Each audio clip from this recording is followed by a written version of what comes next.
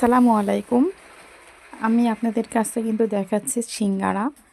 তো এই সিঙ্গারা কিন্তু সবাই বেশিরভাগ লোকই কিন্তু পছন্দ করে। আমাদের পরিবারে আমিও অনেক পছন্দ করি।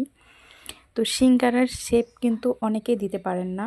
আর এই সিঙ্গারা তো আপনাদের সন্ধ্যাবেলায় নাস্তা হিসেবে আপনারা তৈরি করতে পারবেন অনেক সহজ নিয়মে, এবং শেপটা আপনারা দেখে নেবেন কতটা সুন্দরভাবে হয়েছে।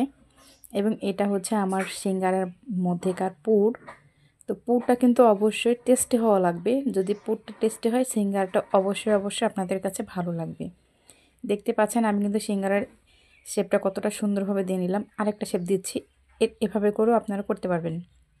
এটা সহজ, যারা ওইভাবে করতে পারবেন না তারা এভাবে করবেন। তো এই তো পুরের মধ্যে আমি দিয়ে দিলাম। উপর থেকে শুধুমাত্র এটা আটকে দিতে হবে। নিচে কিন্তু একটা কোনাচে ভাব চলে এসেছে। এভাবে করে নেবেন।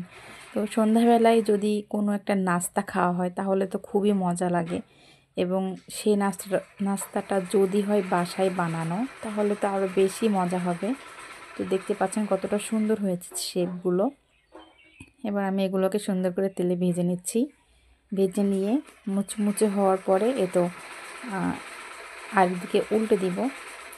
আর আমার চ্যানেলে কিংবা আমার ফেসবুক আইডি থেকে যারা দেখবেন তাদেরকে অনুরোধ থাকলো যে আপনারা অবশ্যই আমার পাশে থাকবেন। আপনারা পাশে না থাকলে কিন্তু আমরা কখনো এগিয়ে যেতে পারবো না।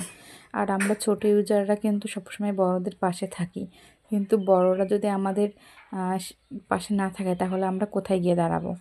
তো আপনারা আমাদের পাশে থাকবেন, ইনশাআল্লাহ সবার ভালো হবে এবং আল্লাহ তাআলা সবার রিজিক বাড়িয়ে দিবেন। তো দেখতে পাচ্ছেন আমি কিন্তু সিঙ্গারাগুলো সুন্দর করে ভেজে নিয়েছি। মুখ না আটার কারণে একটা মুখটা খুলে গিয়েছে। তো দেখতে পাচ্ছেন আমার তো সিঙ্গারাগুলো ভাজা হয়ে গেছে। কতটা সুন্দর হয়েছে আমি আপনাদেরকে বলে বোঝাতে পারবো না।